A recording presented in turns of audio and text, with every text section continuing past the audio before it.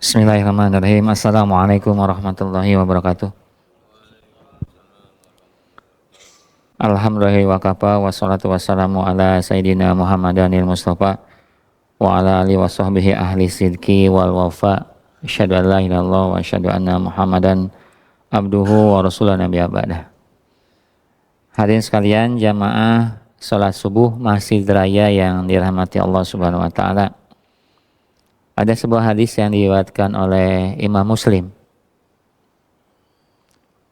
Rasulullah SAW berkumpul dengan para sahabat, kemudian beliau bertanya kepada para sahabat, Atadrunal muflis? Atadrunal muflis?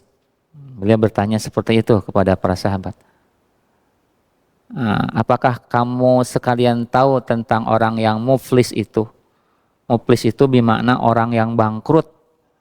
Apakah kamu sekalian tahu orang yang bangkrut itu? Kemudian para sahabat, al-muflis, orang yang bangkrut itu di antara kami, orang yang tidak memiliki dirham dan tidak memiliki kekayaan. Man la dirham wala mata'. Ya. Orang yang bangkrut di antara kami adalah orang yang tidak memiliki dirham dan kekayaan. Orang yang rugi lah dalam tijarahnya, dalam perdagangannya, dalam usahanya. Itu yang memang dari dulu definisinya seperti itu ya. Dan sampai kepada kita, orang yang muflis, orang yang bangkrut ya seperti itu secara materi. Tapi kata Rasulullah, bukan itu yang dimaksud. Orang yang muflis di sini adalah orang yang akan datang nanti di yaumil hisab. Di yaumil hisab itu pada hari perhitungan hisab. Dia datang dengan membawa banyak kebaikan. Kebaikan sholatnya, pahala saumnya, pahala zakatnya, sodakohnya, dan ibadah hajinya. Banyak sekali dia datang dengan membawa pahala kebaikan. Akan tetapi menyertai orang-orang yang pernah dia sakiti, pernah dia zalimi, pernah dia caci maki, pernah dia ambil sebagian hartanya, pernah dia sakiti anggota tubuhnya, pernah dia lukai kehormatan dirinya dan keluarganya, bahkan dia pernah menumpahkan darahnya. Kemudian dia berikan amal soleh, berikan dia pahala yang dia miliki tadi, pahala sholatnya, pahala zakatnya.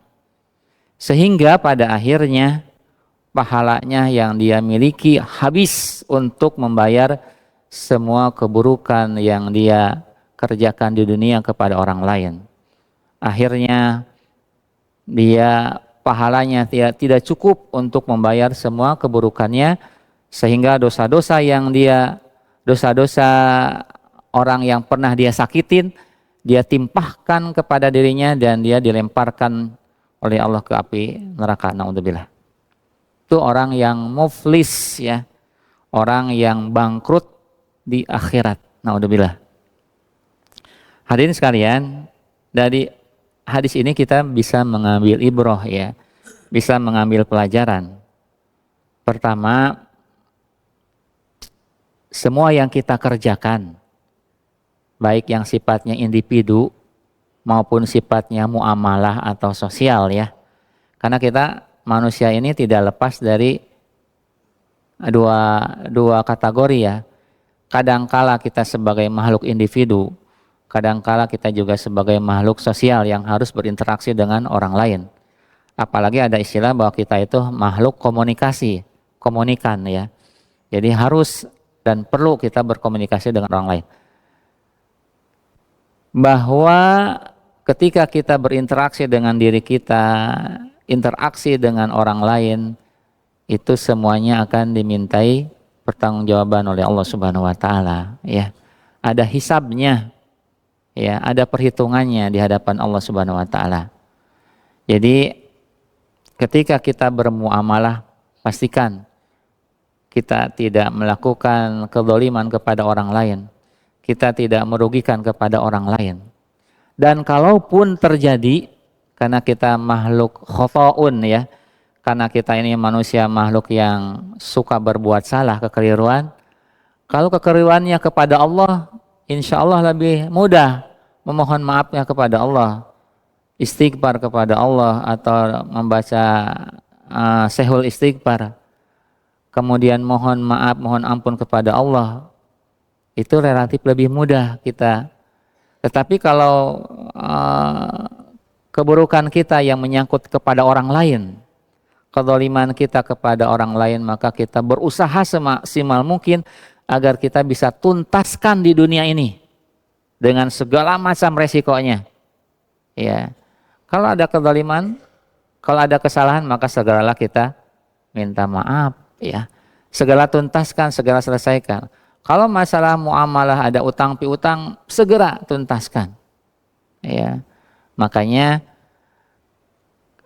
sebelum tidur ya kita paling tidak berbicara sama anak istri kita. Kalau misalkan ada permasalahan-permasalahan yang sifatnya muamalah, ya sehingga kalau misalkan waktu kita habis di dunia ini, ahli waris kita, anak istri kita tahu berbagai macam permasalahan yang kita hadapi, khususnya yang menyangkut muamalah dengan orang lain. Hadirin sekalian, berbagai macam kebaikan itu ada yang sifatnya qasiroh, yang sifatnya manfaatnya kita bisa rasakan sendiri. Seperti kita tadi melaksanakan ibadah sholat ya, berzikir, berdoa kepada Allah, itu langsung bisa dirasakan manfaatnya oleh kita. Ada ketenangan, ada kenyamanan, lapang dada, merasa tenang kita ya. Ada yang amal soleh yang sifatnya muta'adiyah, yang sifatnya itu bisa manfaatnya dirasakan oleh orang lain. Nah, seperti memberikan pengajaran seperti ini, sangat mungkin ya sedikit ada yang masuk sehingga bisa bermanfaat buat hadirin sekalian, buat diri saya juga. Itu muta'adiyah yang manfaatnya bisa dirasakan orang lain.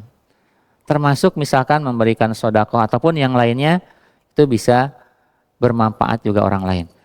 Nah, kaitannya dengan ini, paling tidak untuk menyiapkan bekal yang banyak di akhirat nanti, kita bisa menyeimbangkan dengan memperbanyak amal soleh yang sifatnya muta'adiyah. Karena amal sifat yang qasiroh, amal soleh yang sifatnya qasiroh itu akan habis ketika kita meninggal. Ibadah sholat kita akan terputus ketika kita tidak bisa melaksanakan ketika kita meninggal misalkan. Ibadah zakat kita, haji kita juga akan terputus. Tapi ketika amal soleh yang sifatnya muta'adiyah, itu akan langgeng, akan terus mengalir meskipun kita sampai sudah wafat kita. Ketika sudah wafat. Seperti ini, karpet ya. Karpet, ketika misalkan satu saat kita meninggal tapi karpetnya masih dipergunakan dan kita ada andil di situ, maka insya Allah pahalanya masih akan terus mengalir kepada kita. Itu amal soleh yang sifatnya muta'adiyah. Kemudian yang terakhir yang bisa kita sadari dari pelajaran hadis ini adalah bagaimana kita harus menghitung diri ya. Hasibu ampusakum qabla an tuhasabu. Itu kalau perkataan Umar bin Khattab seperti itu ya. Jadi hisablah diri kalian sebelum kalian dihisab oleh Allah Subhanahu wa taala. Jadi menghitung diri itu maknanya apa? Maknanya melihat sejauh mana bekal yang kita miliki untuk kehidupan di dunia ini dan di akhirat. Bekal amal soleh kita itu sejauh mana gitu ya. Karena amal soleh juga berguna, di dunia ini juga berguna ya. Kenapa demikian? Karena kebaikan itu akan berbalas dengan kebaikan. Ada yang disegerakan di dunia, ada juga yang nanti dipending, nanti di akhirat yang bisa kita rasakan. Jadi ketika kita muhasabah, ketika kita bisa menghitung kebaikan, katakanlah menghitung-hitung kebaikan, menghitung-hitung dosa, maka kita bisa mengambil sikap. Kalau misalkan kebaikan kita sedikit, maka kita harus terus berusaha untuk mengerjakan berbagai macam amal soleh. Kalau ada dosa yang sifatnya muamalah, maka segera tuntaskan, jangan sampai dibawa ke akhirat nanti. Karena masing-masing ya di akhirat itu udah nafsi-nafsi masing-masing dengan berbagai macam bekal dan kebaikannya. Mudah-mudahan ini bisa menjadi pelajaran buat saya juga buat hadirin sekalian sehingga kita terus untuk berhati-hati ya dalam kehidupan di dunia ini, karena visi seorang muslim itu hakikatnya adalah bagaimana kita bisa selamat kehidupan di akhirat nanti insyaallah. Demikian mari kita tutup dengan doa kifaratul majelis. Subhanaka Allahumma wa bihamdika asyhadu an la ilaha illa anta astaghfiruka wa atubu ilaik. Terima kasih. Assalamualaikum warahmatullahi wabarakatuh.